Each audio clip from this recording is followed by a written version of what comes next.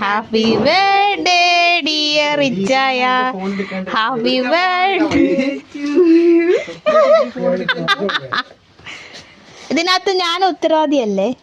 നീ അപ്പൊ അറിഞ്ഞിട്ടായിരുന്നു? ഞാൻ ഇത്രയും നേരം ഇവിടെ നിന്ന് വഴിയെത്തി, റോഡെത്തി, കുറ്റിമുക്കെത്തി. Hi couples, hi. നാളെ രാവിലെ നീ എല്ലാം പറയത്തോളൂ പറഞ്ഞത്. ആ മുഖം, ആ വിളിച്ച മുഖം ഒന്ന് കാണട്ടെ, ഇങ്ങോട്ട് നോക്കൂ.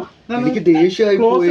ഞാൻ രാവിലെ തൊട്ടേ കിടന്ന് വിളിക്കുന്നു, രണ്ടുപേരും ഫോൺ. സത്യം പറയട്ടെ, ഉച്ചക്ക് എന്നെ വിളിച്ചായിരുന്നു, 7 മണിക്ക് ഇറങ്ങുമെന്ന് പറഞ്ഞായിരുന്നു. എല്ലാം സെറ്റ് ചെയ്ത് വെച്ചായിരുന്നു. ഞാൻ എപ്പോ തൊട്ട് കിടന്ന് വിളിക്കാന്നറിയാം. അറിയാതിരിക്കാൻ ഞങ്ങള് പ്ലാൻ ചെയ്ത് വണ്ടി അവിടെ വെപ്പിച്ചിട്ട് ഇവര് നടന്നു വന്ന്. എടാ ഒരു വാക്ക് പറഞ്ഞൂടായിരുന്നു. ഞാൻ ഒരു സാധനം മേടിച്ചില്ല.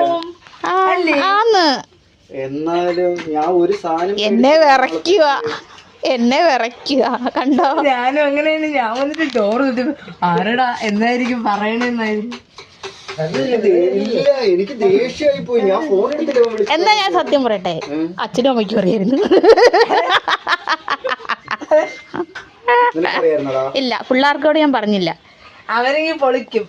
അവർ ക്രിസ്റ്റീന വന്ന് ഇടയ്ക്ക് അറിയാതെ സംസാരിക്കും. ഞാൻ ഇവന്റെ ഫോൺ എടുത്തില്ല, ഞാൻ കട്ടിയതുകൊണ്ടിരുന്നു.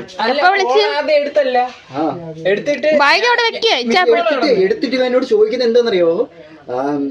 ഇങ്ങോട്ട് വിളിച്ചിരുന്ന ഞാൻ പറഞ്ഞില്ല, മിസ്റ്റേള് കിടന്ന്.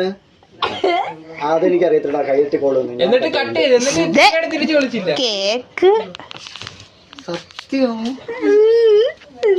മേടിക്ക്. അന്നത്തെ എന്റെ വല്ലതും ഉണ്ടോ? ഇല്ല, ഞങ്ങൾ അങ്ങനെ ഒന്നുമില്ല. ഞങ്ങള് നിഷ്കളങ്കര. ചെരുപ്പ് പോലും ഊരിയില്ല. അത് തന്നെ ഓടി പറക്കി വന്നു.